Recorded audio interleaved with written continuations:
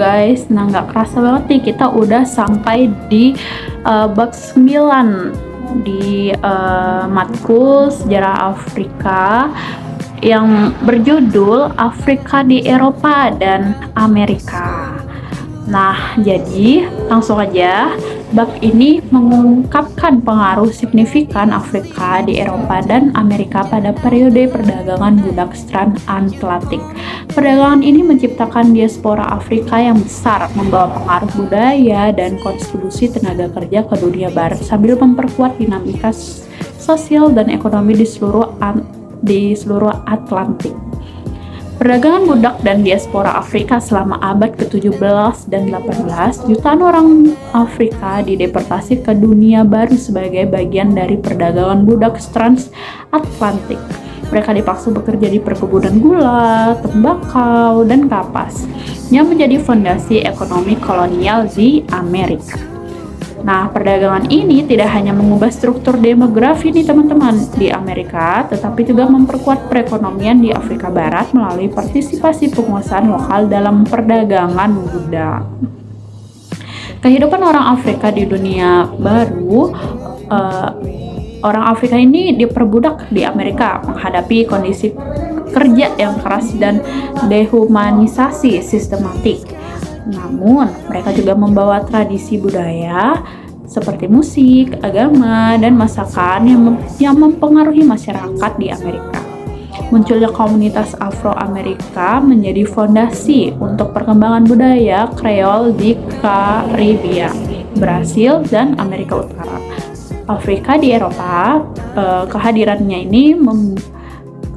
orang Afrika di Eropa pada periode ini lebih kecil dibandingkan Amerika, tetap signifikan. Mereka sering bekerja sebagai pelayan, seniman, atau tentara.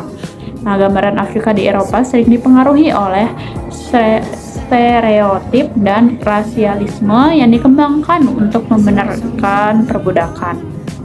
Tetapi ada juga individu Afrika yang diakui atas kontribusi intelektual dan artistiknya.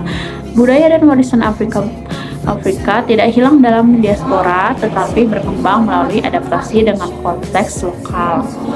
Di Karibia dan Amerika Latin, tradisi keagamaan seperti Fado dan Santeria mencerminkan sinkretisme antara agama Afrika dan Kristen.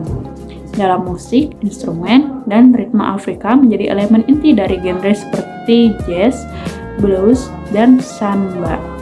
Dampak ekonomi perdagangan budak menjadi bagian penting dari sistem kapitalisme global. Kota-kota pelabuhan di Eropa seperti Liverpool dan Nantes makmur karena perdagangan ini, sementara wilayah Afrika yang terlibat seringkali mengalami ketergantungan ekonomi yang merusak. Awal gerakan abolisi menjelang akhir abad ke-18. Perlawanan terhadap perdagangan budak mulai tumbuh di Eropa dan Amerika. Gerakan abolisionis yang dipimpin oleh tokoh-tokoh seperti Olaudah Equiano memanfaatkan pengalaman pribadi orang Afrika untuk mengadvokasi penghapusan perbudakan. Nah, dapat diambil kesimpulan dari bab 9 ini bahwa Afrika ini menggambarkan sebagai aktor kunci dalam ekonomi global pada periode modern awal. Meskipun dalam konteks eksploitasi yang luar biasa, diaspora Afrika di Eropa dan Amerika menciptakan transformasi budaya dan sosial yang bertahan hingga hari ini. Sementara itu, perlawanan terhadap perbudakan di akhir abad ke-18 menandai langkah awal menuju perubahan besar dalam hubungan antara Afrika dan dunia barat.